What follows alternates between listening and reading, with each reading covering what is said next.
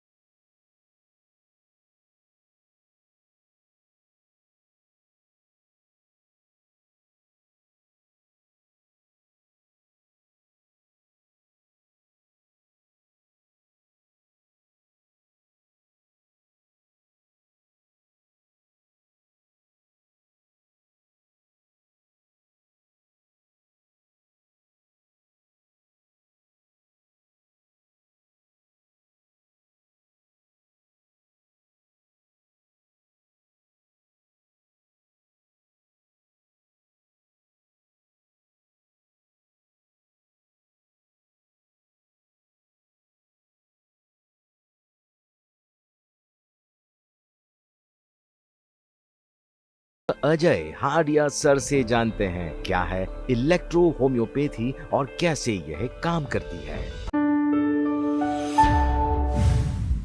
नमस्कार साहब। इलेक्ट्रोहोम्योपैथी जो सिस्टम है ये इटालियन सिस्टम ऑफ मेडिसिन है। इसके इन्वेंटर डॉक्टर काउंट सीजर मैटी हुए हैं।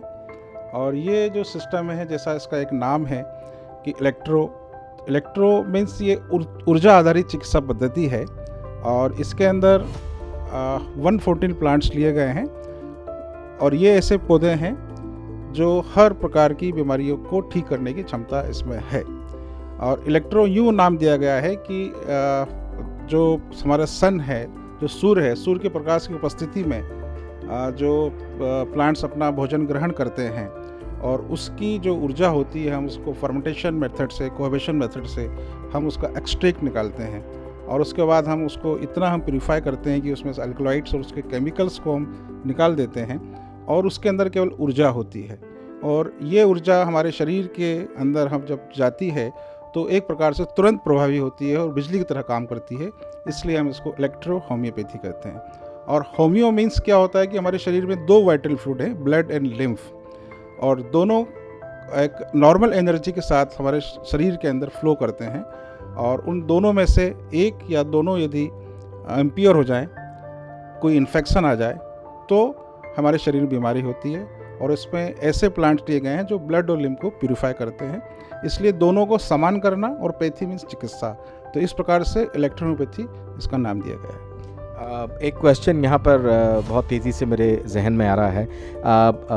इलेक्ट्रो होम्योपैथी, ऐसा सुनकर ऐसा लगता है कि क्या ये हिंदुस्तान से प्रभावित है या कहीं सात समंदर पार कहीं और की थ्योरी है? मैंने जैसे बताया कि ये इटली का सिस्टम है।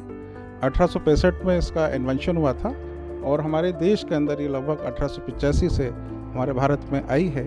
और हिंदुस्तान के अंदर डॉक्टर NL सिन्हा हुए हैं जिन्होंने कैंसर पे बहुत काम किया और उन्होंने हज़ारों रोगी जो हैं कैंसर के, उन्होंने अपने समय में 1920 से लेके करीब 1979 तक कैंसर के हज़ारों मरीजों को ठीक किया था। यहाँ एक क्वेश्चन और भी आता है। मैंने ऐसा सुना है कि इलेक्ट्रो होम्योपैथी एक दर्द रहित सॉल्यूशन है, लोगों की जीवन शैली के ऊपर बहुत तेज़ी से काम करता है। इंसान दर्द में रोता रोता आता है और आपके यहाँ आकर हंसता हुआ जाता है। ये थोड़ा सा मैं समझना चाहता हूँ। हाँ जी, बिल्कुल। मैं आपको कहना चाहूँगा कि देवी अहिल्या कैंसर हॉस्पिटल अपने आप में एक यूनिक हॉस्पिटल है।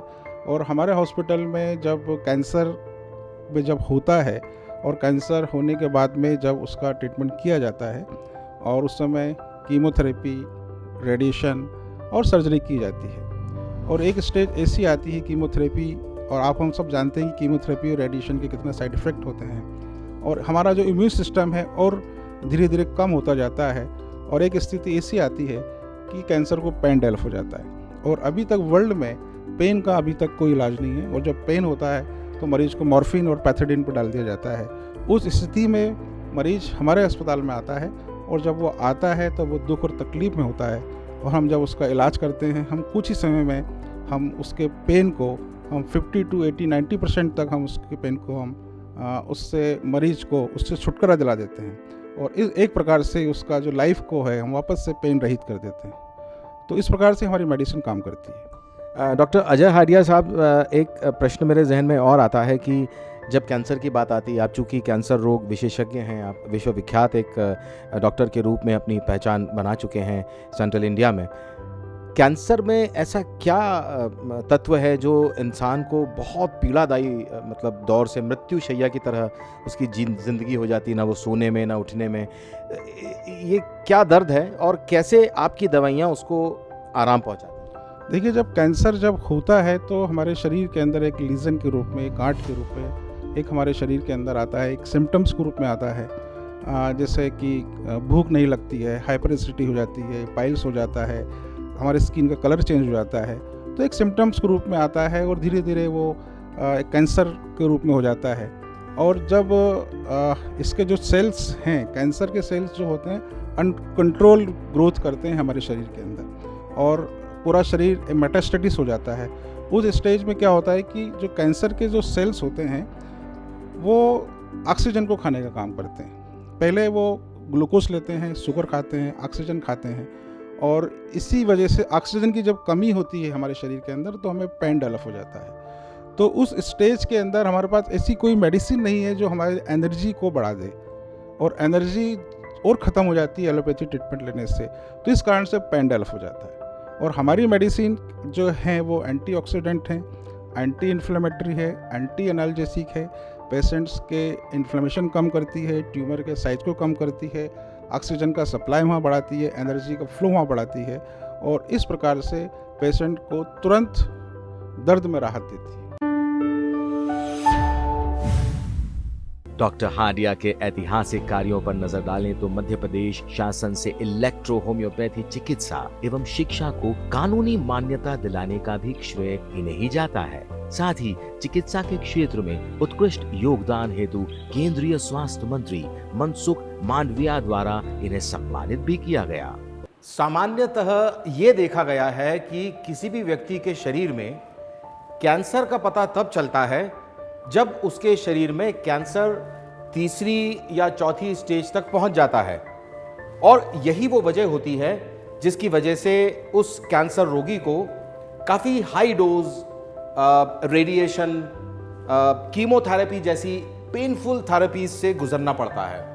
और यही वो कारण होता है कि एक कैंसर रोगी और उसके परिवार को शारीरिक, मानसिक, आर्थिक परेशानियों के दौर से गुजरना पड़ता है।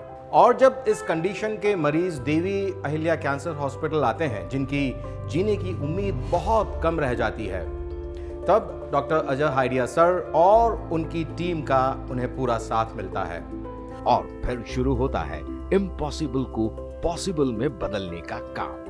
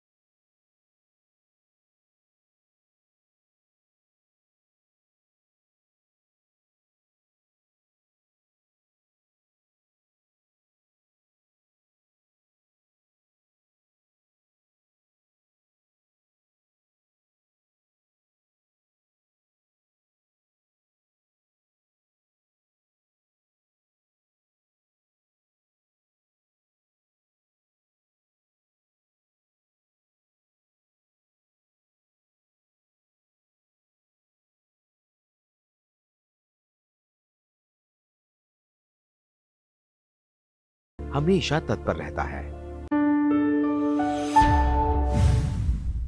Devi Ahilya cancer hospital central India का एक ऐसा हॉस्पिटल है जहां पर दर्द रहित इलाज दिया जाता है। हम इसी हॉस्पिटल में जो पेशेंट्स हैं उनसे बात करेंगे। आइए सबसे पहले हम ऐसे ही एक सर हैं उनसे बात करते हैं। अपना नाम बताएं सर। जी, उमा शंकर गुप्ता मेरा नाम है। उमा शंकर जी, पहले तो बताएं कि आपका जो ये कैंसर था ये कहाँ डिटेक्ट हुआ और आपने इसके पहले कहाँ इलाज कराया? जी, ये पहली बार डायग्नोस हुआ था करीब 2018 में हडसन लिम्फोमा था। तो मैंने मुंबई में सुश्रुत हॉस्पिटल है वहाँ पे इलाज करवाया था। करीब 6 महीना कीमोथेरेपी चला और ठीक हो गया। तकरीबन 1.5 साल में ठीक ठाक था, लेकिन दोबारा रिलैप्स हो गया। तो रिलैप्स होने के बाद केमो तो पता ही आपको काफ़ी पेनफुल ट्रीटमेंट है। तो मैंने सेकेंड टाइम डिसाइड किया कि मुझे कीमोथेरेपी नहीं करवानी है। तो कोई ना कोई नेचुरोपैथी या आयुर्वेदिक या होम्योपैथिक जो लाइन ऑफ ट्रीटमेंट है वो मुझे करना है। तो अभी करीब 1 महीने से मैं घर पे था, तो काफ़ी हाई ग्रेड फीवर से मैं परेशान था। तो पैरासीटामोल लेता रहा, तो मैंने सोचा था ठीक हो जाएगा, पर ऐसा हुआ नहीं। तो फिर मैंने लास्ट फ्राइडे को डिसाइड किया कि एक बार एडमिट होना है यहाँ पे अहिल्याबाई कैंसर हॉस्पिटल में, क्योंकि मैंने कुछ फीडबैक सुना था यहाँ का। तो अब जैसे कि 1 महीने से जो बुखार था, यहाँ एडमिट होने के 48 आवर्स के अंदर जो भी डॉक्टर और नर्सिंग स्टाफ है उन्होंने जो ट्रीटमेंट करी, तो जो बुखार जो 1.5 महीने से नहीं जा रहा था वो बिल्कुल कंट्रोल में आ गया। और जो थोड़े बहुत नोट्स बड़े हुए थे वो भी मुझे ऐसा लगता है कि वो भी थोड़े छोटे हो रहे हैं, ऐसा मुझे लगता है। तो ओवरऑल जो हेल्थ पैरामीटर है वो भी काफ़ी इम्प्रूव हुआ है। तो ऐसा मुझे लगता है। हमने यहाँ सुना है दर्द रहित इलाज है, जैसे कीमोथेरेपी या रेडिएशन, ऐसा कुछ भी नहीं हाँ, है जो भी यहाँ। ट्रीटमेंट चल रहा है दर्द, जी, तो जो भी ट्रीटमेंट मुझे मिल रहा है वो दर्द रहित है, पेनलेस है, तो वो एक अच्छी बात है। किस तरह की थेरेपी रहती है, ये लोग मतलब किस तरह से ट्रीटमेंट देते हैं? अब ये कुछ चक्रों पे मतलब इलाज करते हैं, जो ड्रेसिंग बोलते हैं या थेरापी बोलते हैं। तो 3 टाइम होता है पूरे दिन में, और वो होने के बाद आपको एहसास होता है कि काफ़ी मतलब हेल्थ इंप्रूव होते हुए आपको एहसास होता है। तो ये ट्रीटमेंट काफ़ी मतलब जो ट्रेडिशनल नहीं है, फर्स्ट टाइम मैं देख रहा हूँ, तो मुझे भी पता नहीं था पहले कि किस तरह से ट्रीटमेंट होता होगा। तो जो यहाँ का ट्रीटमेंट है वो मुझे ऐसा लग रहा है कि मुझे फ़ायदा पहुँचा रहा है और मैं संतुष्ट हूँ। मुंबई टाटा में हमारा ये जो AL टाइप डिसीज है डिटेक्ट हुआ। उन्होंने बोला आपके लिए हमारे पास कोई इलाज नहीं है और आपके लिए सिर्फ 2 महीने हैं। ऐसा बोल के हम बहुत नाराज़ हुए। और पुणे से हमें एक आदमी से पता चला इंदौर में ऐसा हॉस्पिटल है जो ऐसा इलाज करता है, कोई शस्त्रक्रिया नहीं, कोई रेडिएशन नहीं, कोई केमो नहीं है। हम तुरंत इधर चले आए और यहाँ देखा तो बहुत बढ़िया अच्छा लगा। और पहले हमारा जो आधार था हम पूरी तरह से नील हो गए। हमारा यहाँ पे 2 साल से इलाज चल रहा है। अभी 8 दिन पहले हमारा जो आधार था इतना बढ़ गया था, जो इसमें AL टाइप में जो WBC होते हैं वो क्रप्ट होता है, तो वो जो क्रप होने वाला पेशी सेल थी वो 1,90,000 हो गई थी। अब हमारे 8 दिन में वो अब 5,000 तक आ गई। Devi Ahilya research cancer centre और अजय हार्दिया का शुक्रिया अदा करता हूँ।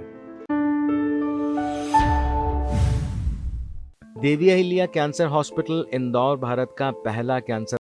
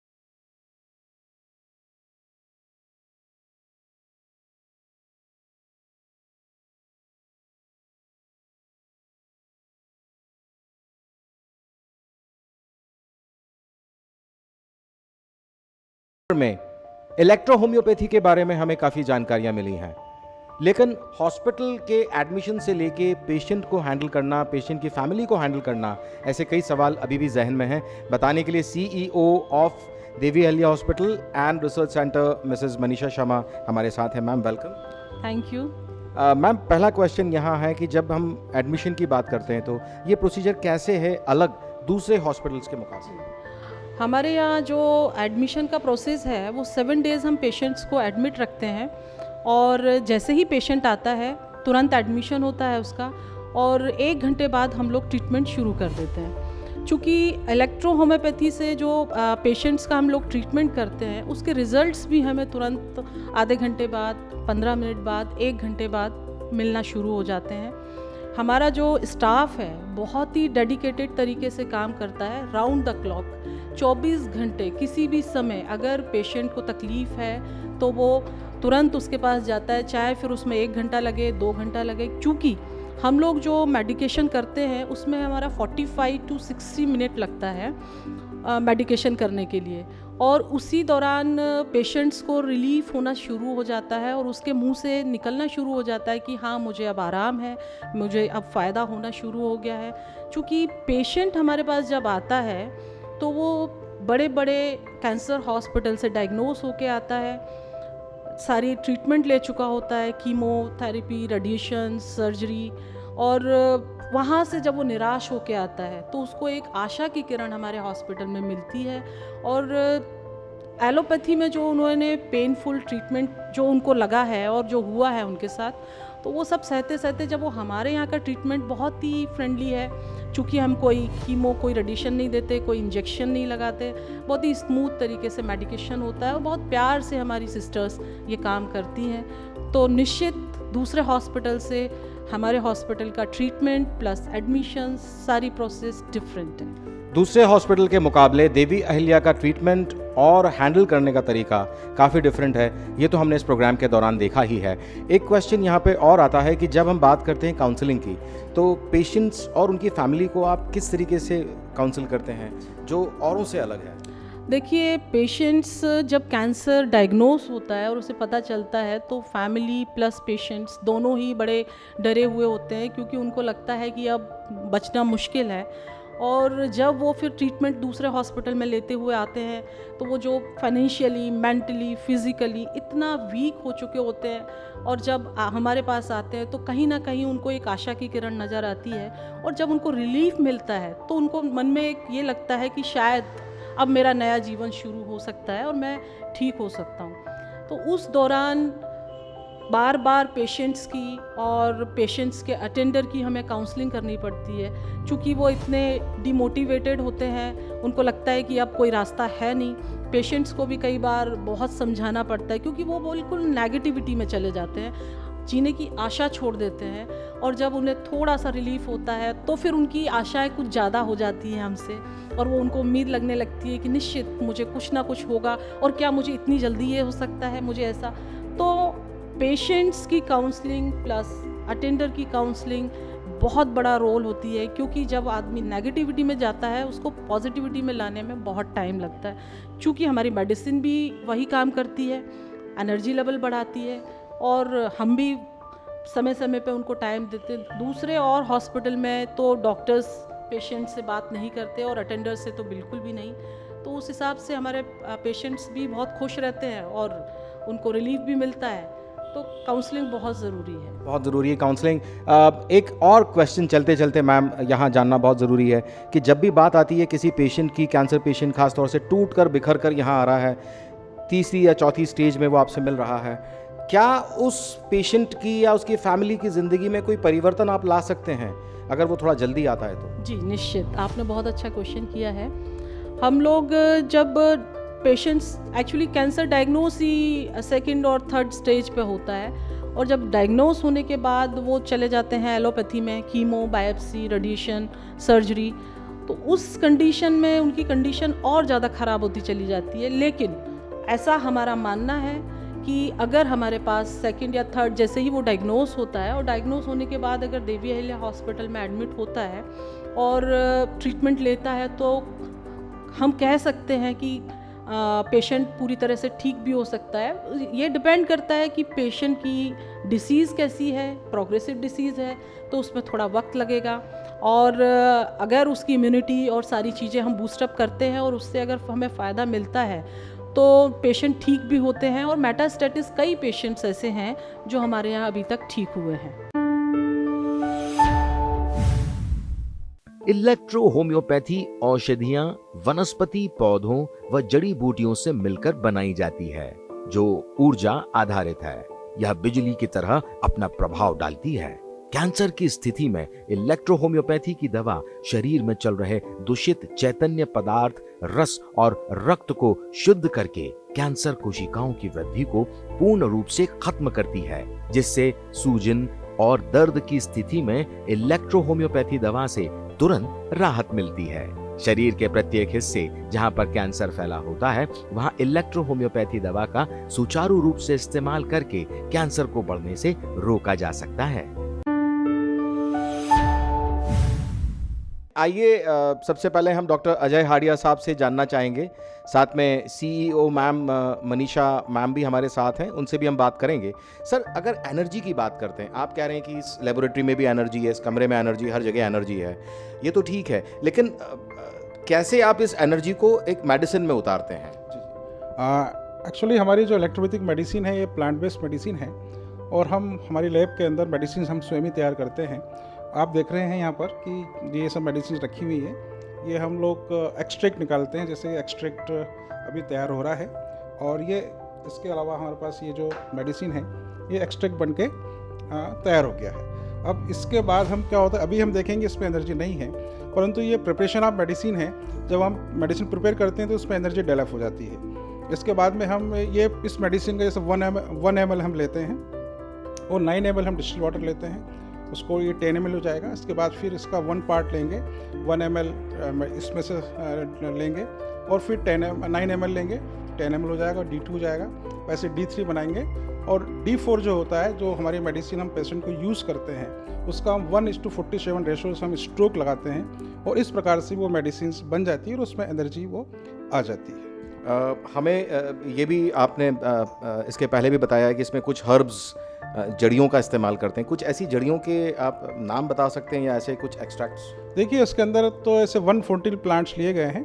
इसके अलावा हमने 50 हमारे इंडियन प्लांट्स भी लिए गए हैं, जिसका हम एक्सट्रैक्ट निकाल रहे हैं। जैसे हमने तुलसी है, इसका भी हमने एक्सट्रैक्ट निकाला है। इसके अलावा हमने गुड़हल है, हमने इसका एक्सट्रैक्ट निकाला है।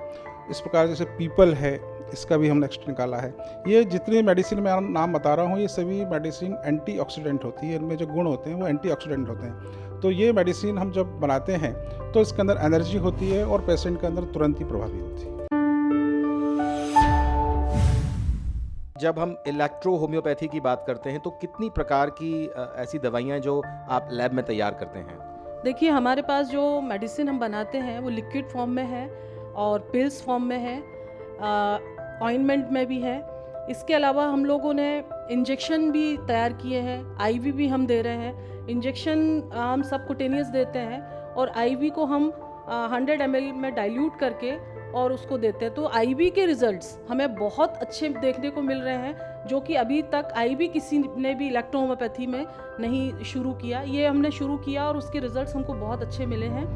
तो ये सारी मेडिसिन हम लोग लिक्विड और पिल्स फॉर्म में और सभी तैयार। मैम, एक इंजेक्शन यहाँ रखा है, इसके बारे में कुछ बताएं हमें।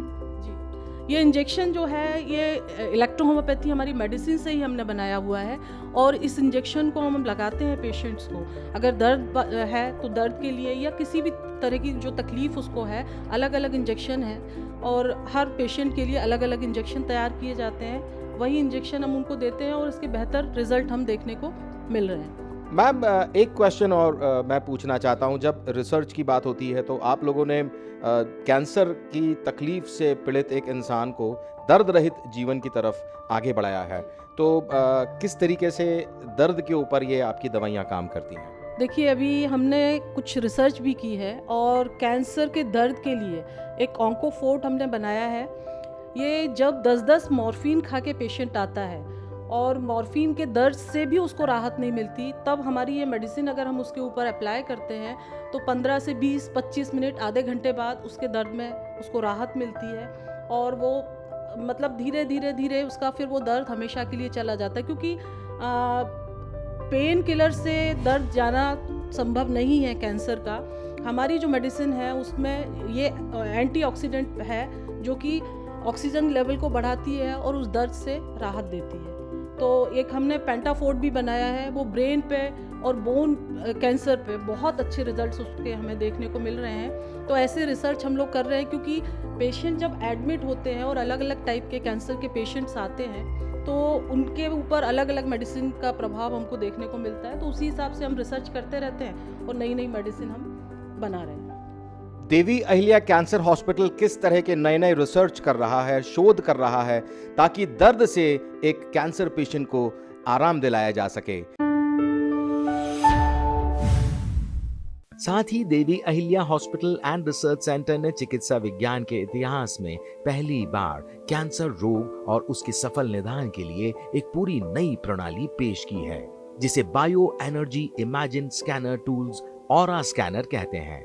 यह ऑरा स्कैनर एक जापानी प्रौद्योगिकी आधारित उपकरण है जो हमें मानव ऊर्जा ऑरिक ऊर्जा को स्कैन करने, पढ़ने और विश्लेषण करने में सक्षम बनाता है। इस उपकरण के माध्यम से किसी भी इंसान के 7 चक्रों की जानकारी मिल सकती है एवं भविष्य में होने वाली बीमारियों का पता लगाया जा सकता है।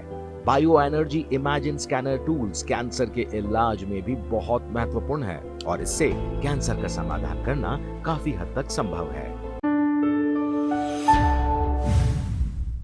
आइए पता करते हैं Devi Ahilya hospital and research centre के deputy director mister Hadia sir से, और ये जानने की कोशिश करेंगे कि सर जिस डिवाइस की अभी हम लोगों ने बात की है, इसके स्कैनिंग की हम बात कर रहे हैं, तो हम पहला क्वेश्चन तो यही जानना चाहेंगे कि ये किस तरह का डिवाइस है और ये क्या टेस्ट है। बिल्कुल सर, देखिए बायो इमेजिन स्कैनर टेस्ट जो है हमारा वो पर्टिकुलरली एनर्जी बेस्ड टेस्ट है जो किसी भी ह्यूमन बॉडी की एनर्जी को डिस्क्राइब करता है। लाइफ क्या है? लाइफ एनर्जी है, एनर्जी पे बेस्ड है। अगर हमारे अंदर एनर्जी है तो हम जीवित हैं, हम चल रहे हैं, हमारा काम कर रहे हैं। अगर हमारे अंदर एनर्जी नहीं है तो हम बीमार हैं, ख़त्म हो गई तो हम डेड हो चुके हैं। उसी प्रकार से इलेक्ट्रो होम्योपैथी भी एनर्जी बेस्ड साइंस होती है और उसी को मैनेज करने के लिए, उसी को देखने के लिए हमने ये स्कैनर टेस्ट बुलवाया है जो कि जापानीज टेक्नोलॉजी पे बेस्ड है। ये हमारे अंदर की एनर्जी को, हमारे अंदर की ऑरा को स्कैन करता है, वाइब्रेशन को स्कैन करता है और कोडिंग के ज़रिए हमें एक स्क्रीन पर अपने कलर्स के थ्रू, अपने इंटेंसिटी के थ्रू ये हमें बताता है कि क्या चेंजेस हमारी बॉडी में हैं, कहाँ काम करने की ज़रूरत है। एक क्वेश्चन यहाँ पे आता है डॉक्टर साहब कि जब हम बात करते हैं एक आम इंसान की और जब हम बात करते हैं इलेक्ट्रो होम्योपैथी की, तो किस तरीके से आपका ये टेस्ट इलेक्ट्रो होम्योपैथी के साथ मिलकर काम करता है? जैसे इलेक्ट्रो होम्योपैथी का बेसिक कॉन्सेप्ट ही सर एनर्जी होती है। जिस प्रकार से हम देखते हैं इलेक्ट्रिसिटी, आपने नाम जोड़ा इलेक्ट्रो होम्योपैथी।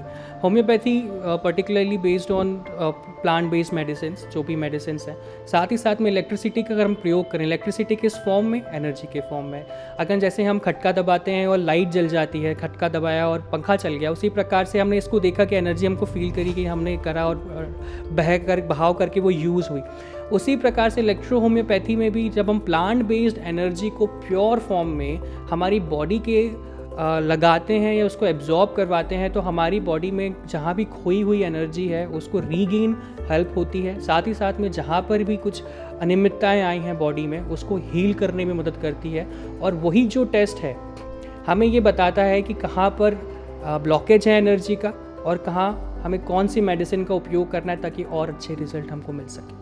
कैंसर के पेशेंट या किसी भी प्रकार के ऐसे पेशेंट जो बहुत समय से परेशान हैं, बीमार हैं, इल हैं, तो थोड़े कर करके रह करके वो हमेशा अपनी एनर्जी को खोते रहते हैं एक प्रकार से, और उनके चक्र में भी बहुत डिफरेंट आ जाता है। साथ ही साथ में लंबी समय की बीमारी से उनकी इम्यूनिटी बहुत ज़्यादा ख़त्म हो जाती है, वाइटलिटी ख़त्म हो जाती है। तो ये एनर्जी टेस्ट हमें ये उस बदौलत मदद करता है कि अभी एग्जैक्टली उनकी स्थिति क्या है जानने की मदद करता है। साथ ही साथ में कौन सा चक्र और कौन सी डिजीज़, जब मेटास्टेसिस की बात आती है, जब हमें डॉक्टर स्कैन कराता है, पेट स्कैन कराता है, जब हम ऑपरेशन करा लेते हैं, फिर भी ये लौट के क्यों आता है, क्योंकि कहीं ना कहीं वो सेल्स हमारी बॉडी में मौजूद होते हैं और ये सेल ये मशीन जो है हमें उस समय भी बता सकती है कि आने वाले इस समय में 6 महीना साल भर में आपको कौन सी डिज़ीज़, अगर ये डिज़ीज़ है तो किस बॉडी पार्ट में फैलने की आशंका है या नहीं है। तो इस प्रकार से हमें कैंसर पे ये जो मशीन है हेल्प करती है। यहाँ पर आशीष हाडिया जी, हम जानना चाहेंगे कि क्या आप मेरे ऊपर कुछ टेस्ट? बिल्कुल, वो आपके ऊपर ही बिल्कुल टेस्ट करके दिखाऊंगा और हम देखेंगे कि ये इलेक्ट्रोपैथी मेडिसिन कितना इफ़ेक्टिवनेस आपको शो करती हैं। सर ये प्लेट है, हैंड प्लेट है एक तरीके से, ये एब्जॉर्प्शन करती है हमारी एनर्जी को in the form of vibration. तो जब आप हाथ इसमें रखेंगे, आप रखिए, अब इसने क्या करा कि आपके अंदर में जितनी भी वाइब्रेशन है, जो भी एनर्जी है, इसने एब्जॉर्प्शन करना चालू करा और कोडिंग की मदद से इसने सॉफ्टवेयर के थ्रू हमें कलर्स बताना चालू करे कि आप में अभी कौन कौन से कलर्स दिख रहे हैं, साथ ही साथ में उन कलर्स की क्या विभिन्नताएं हैं। जब हम देखते हैं किसी भगवान की मूर्ति या भगवान की फ़ोटो में तो हमेशा उनके पीछे प्रकाश रहता है। प्रकाश कुछ नहीं, वो ऑरा होता है। बेबी से लेकर के बड़े तक का सबका एक ऑरा होता है और ऑरा हमको सजेस्ट करता है, हमको बताता है कि हमारा कैरेक्टरिस्टिक्स किस प्रकार से। जैसे अभी आपने ऑरा आपका दिख रहा है, इसमें ब्लू, ग्रीन और इसकी वेरिएशन दिख रहे हैं, वाइब्रेशन दिख रहे हैं। आपका माइंड अभी बहुत ज़्यादा एक्टिव है मेरे ख्याल से, आप हमेशा बहुत दिमाग से बहुत ज़्यादा सोचते हैं, करते हैं, बॉडी में इतना डिपेंडेंट नहीं है, कहीं थक गए हैं शायद आप, इस वजह से भी हो सकता है। साथ ही साथ में स्पिरिचुअल भी कितना है, लेकिन आपका जो अभी इस वक्त ज़रूरी है वो माइंड, आपका माइंड बॉडी रेशियो बता रहा है कि इतना आप माइंडेड, ये ज़रूरी नहीं है, मतलब आपकी माइंड कितना है ये नहीं बता रहा है, ये बता रहे हैं कि आप कितना उसको यूज़ कर रहे हैं। आपकी बॉडी कितनी है, आप उसको यूज़ कर रहे हैं, या आपकी अंतरात्मा कितनी वो आपको यूज़ कर रहे हैं। साथ ही साथ में ये जो ऑरा कलर्स हैं ये आपको डिस्क्राइब कर रहे हैं कि आप में एक एम्बिशन है, आपके अंदर कुछ करने की क्षमता है। अगर आप कोई भी काम करेंगे तो उसमें डेफिनेटली आपको आगे जा कर के मेहनत तो करनी ही है। आपको हल्के हल्के ब्लू के निशान भी बन रहे हैं, इसका मतलब है कि आपकी मेहनत थोड़ी ज़्यादा है। ये हर चीज़ ये ऑरा आपका बता रहा है। साथ ही साथ में हम देखेंगे ये चक्र है, चक्र की स्थिति कैसी है। बहुत से चक्र आपके ठीक हैं, कहीं ना कहीं आपके सोलर प्लेक्सस थोड़ा कमज़ोर मुझे महसूस हो रहा है। रूट का जो है, मतलब आपका जो मूलाधार है वो थोड़ा महसूस हो रहा है, कम काम कर रहा है। लेकिन सबसे अच्छा चक्र आपका राइट हैंड साइड पे आपकी थ्रोट का है। कम्युनिकेशन स्किल आपकी कितनी अच्छी है ये चीज़ें बताता है। साथ ही साथ में आपका फोकस कितना है अपने काम के प्रति, लॉयल्टी कितनी है काम के प्रति, वो आपकी बता रही है कि आप एक ऑरेंज या ग्रीन वाला जो ऑरा होता है वो बहुत ज़्यादा लॉयल होता है अपने काम के प्रति। जो भी अगर आपने ठाना है तो उस चीज़ को ख़त्म करेंगे, ये भी देखने को मिलता है। देखिए, लेकिन साथ ही साथ में आप मुझसे कनेक्ट कर पा रहे हैं। अब ये ऑरा क्या है, चेंज होता है हर चीज़ से। तो आप देख पा रहे हैं आपका ऑरा अब कहीं कहीं रेड की तरफ आ रहा है, क्योंकि अगर आप, मुझे लग रहा है कि अगर आप सही समझ रहे हैं तो आप अपने आप को एक्सपीरियंस कर रहे हैं। अगर हम अंतर आत्मा को अपनी बढ़ा लें, मतलब अगर हम खुद ही ये समझ लें और ठान लें कि मुझे ठीक होना ही होना है, तो ये देखो आपका ऑरा खुद ही नहीं आपको ठीक कर देगा। आपको किसी एक्सटर्नल मेडिसिन की ज़रूरत नहीं है, हम अपने आप को ठीक करने लग जाते हैं, क्योंकि हम नेचर से अलग नहीं है। बस ये है कि हमको ठानने की ज़रूरत है। जब भी हम सोचने लग जाते हैं, अभी आप मुझे कनेक्ट कर रहे हैं, आपको विश्वास आ रहा है, तो आपका ऑरा और अच्छा होते जा रहा है। और यही आप चीज़ें करके रखेंगे तो आगे चल के भी आपको बहुत अच्छा काम आएंगी ये चीज़ें। आपका हार्ट टर्क्विश है, कहीं ना कहीं आपको हार्ट रिलेटेड या चेस्ट रिलेटेड प्रॉब्लम हो सकती है आगे, तो थोड़ा आपको इस पर फोकस होने की ज़रूरत है। ये मुझे एक फ्यूचर इंटेंस में, अभी नहीं लेकिन फ्यूचर इंटेंस में आपको चीज़ें बता रहा है। ये आपको उस चीज़ में थोड़ा चेस्ट या हार्ट, ये आपको थोड़ा उस पर लाइट, मतलब उसको कॉन्स्टेंटली मॉनिटरिंग की ज़रूरत है।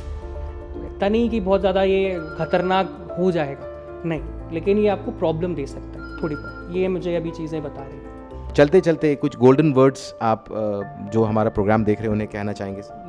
बिल्कुल सर, मैं अपने व्यूवर्स से या दर्शकों से जो देवी अहिल्या को देखते हुए आ रहे हैं या पहली बार विज़िट करा है, मैं ये आपसे कहना चाहूँगा कि हर ह्यूमन बीइंग के अंदर सेल्फ हीलिंग की पावर होती है।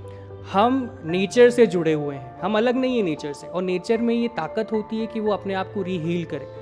हम भले कितने ही कट गए हों, कितने ही जल गए हों, कितने ही डिस्ट्रॉय हो चुके हों, लेकिन अगर हमने ठाना है तो बिल्कुल हम फिर से रीहील कर सकते हैं। तो अगर आप भी किसी भी ऐसी बीमारी से ग्रस्त हैं जो एक लाइलाज बीमारी के रूप में डॉक्टर ने आपको कहा है, और आप समझते हैं कि ये चीज़ें क्योरेबल नहीं है, बिल्कुल गलत है, आप अपने हिसाब से, अपने अंतर विश्वास से, अंतर मन के विश्वास से आप उस चीज़ को बिल्कुल हरा सकते हैं। और देवी अहिल्या कैंसर हॉस्पिटल या Devi Ahilya renal care centre इसमें आपके बिल्कुल साथ है। आप डे 1 से ही इस चीज़ को फ़र्क बिल्कुल महसूस करेंगे। Devi Ahilya hospital and research centre ने स्वस्थ जीवन की तरफ एक कदम और बढ़ाया है, जिसमें किडनी ट्रांसप्लांट और डायलिसिस से मुक्ति पाने के लिए department of renal care centre की स्थापना की गई है। इस डिपार्टमेंट में उन मरीजों को पूर्ण रूप से ठीक करने का लक्ष्य रखा गया है जिन्हें हर 2 दिन में डायलिसिस की ज़रूरत पड़ती है। Devi Ahilya hospital and research centre ने कैंसर रोग के निदान के लिए देश में अपना एक विशिष्ट स्थान बनाया है।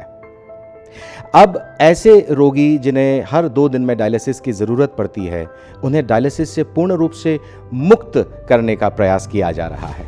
आइए department of renal care centre में हम लोग बात करते हैं हमारे founder and director doctor Ajay Haria sir से।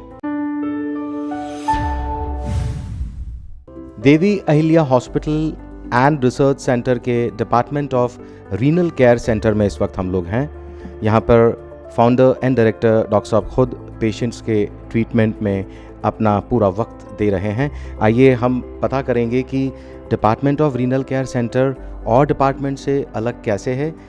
लेकिन सबसे पहला सवाल डॉक्टर साहब यहाँ पर है कि ये department of renal care centre की अगर हम बात करते हैं तो इसको किस रूप में दुनिया या यूनिवर्स में, अगर हम विज्ञान की बात करें, साइंस की बात करें, तो वहाँ किस रूप में इसको जाना जाता है? नमस्कार। देवी अहिल्या कैंसर हॉस्पिटल ने अभी एक रीनल केयर यूनिट अभी स्टार्ट की है।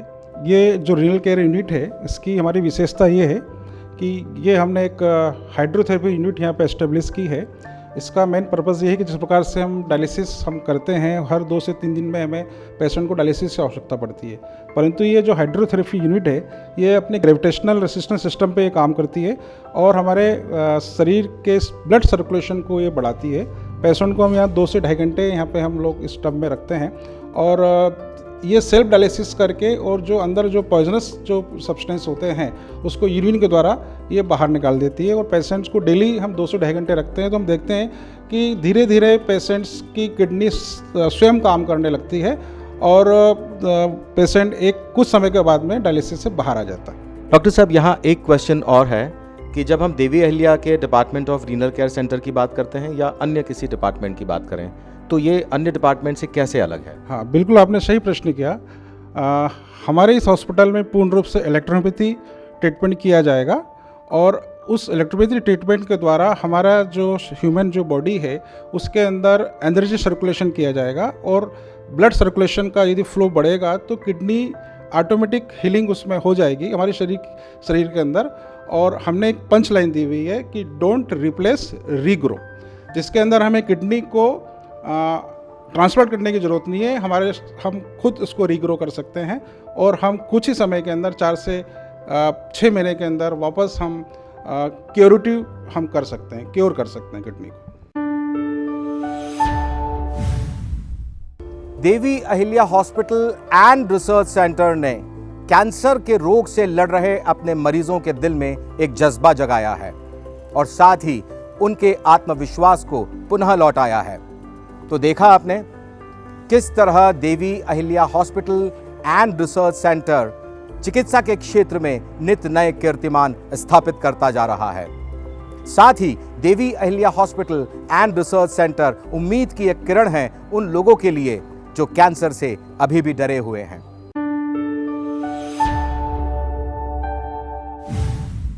Devi Ahilya hospital and research centre, a care beyond the care. 1 Anand Nagar, Chitawad, Nemawar road, Navlakha, Indore. Contact 95840 40131 0731 408 4422 4050 693।